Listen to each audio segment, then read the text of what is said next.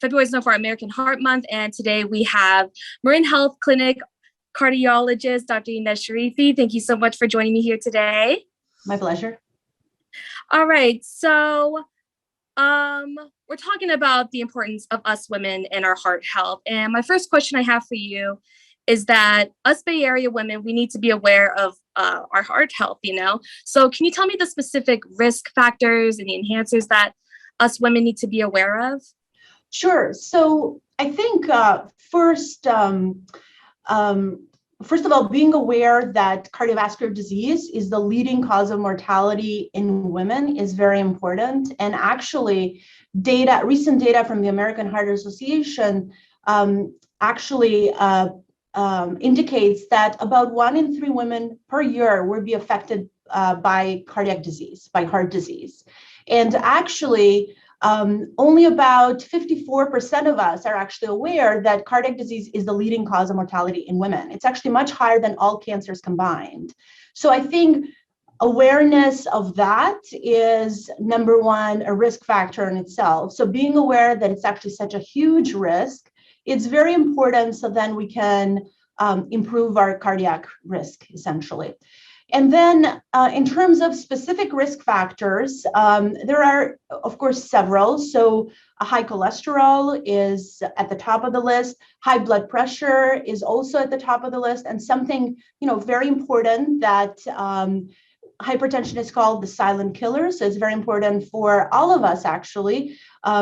Even young, starting at a young age, we should have a blood pressure cuff at home, and so that we can be aware of our blood pressure because it's such a leading risk factor.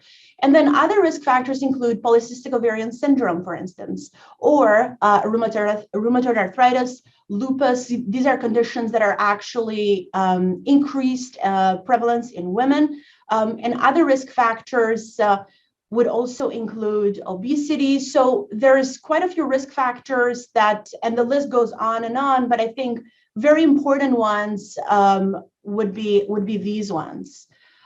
Recent studies have actually also shown that risk enhancers are important. So for women who had preeclampsia during pregnancy or premature menopause, so this is menopause before the age of 40, these are actually risk enhancers that are included as per the new cholesterol guidelines and should be looked at when we determine decreasing cardiac risk and decreasing cardiac risk in women.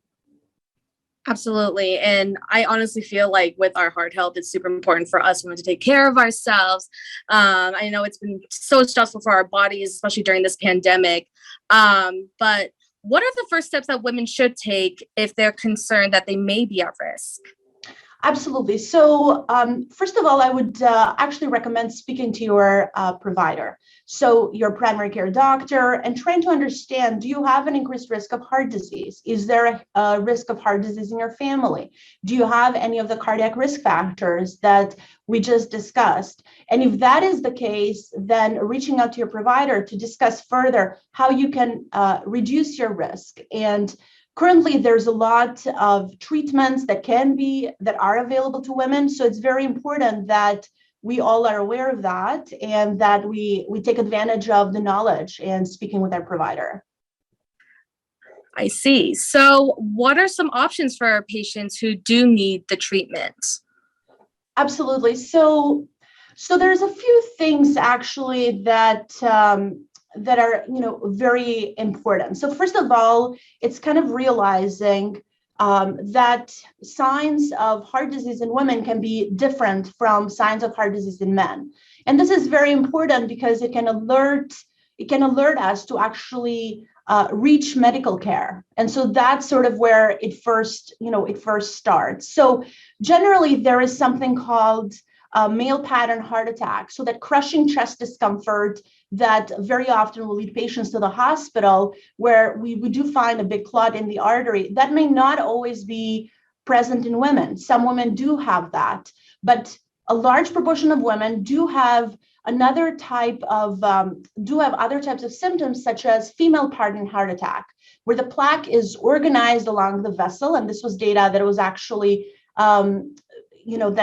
first became sort of elucidated by the Women Ischemia Syndrome Evaluation Study, looking at that in these female pattern heart attacks, the plaque is organized along the vessel, and the vessel doesn't completely fill with clot. So what that means is women will very often have symptoms that can be as much as nausea, or sort of weakness in an arm or leg, or being short of breath, or just the sense of not feeling sort of themselves. So for instance, data has shown that on average, the median time delay to present to a physician is actually 54 hours in a woman versus about 16 hours in a man. So it's very important kind of recognizing the symptoms. And then treatments that are available.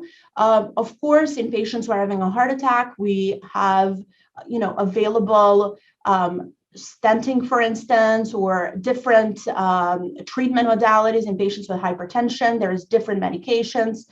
In women, we also, and all patients actually, there's imaging modalities that are very helpful, such as cardiac CT, that can visualize not just the amount of stenosis in the coronary artery, but it can also visualize now with a heart flow data, three-dimensional hemodynamic assessment of the vessel to see whether or not there's a hemodynamic narrowing in the vessel that actually is done with software and three-dimensional imaging. And then in patients that do not have blockages of what we call the epicardial arteries, or the large arteries that supply the heart, but have more endothelial dysfunction or blockages of the small arteries, there are other modalities such as a CPET, or cardiac MRI as well. So there's a lot that can be done. And a main thing is also that generally women very often will have higher side effects from medications.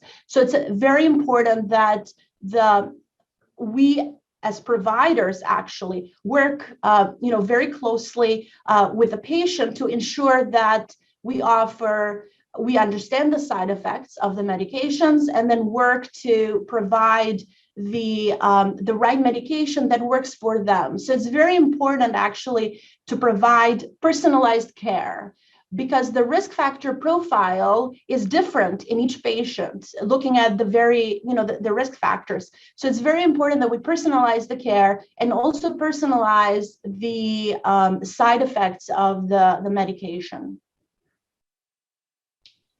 Yeah, I definitely need to take care of my own heart as a woman here. Thank you, doctor. Is there any additional information that you would like for us to know? No, I think this is it. Thank you so much for doing it during February Heart Month, and thank you for inviting me to talk about this topic.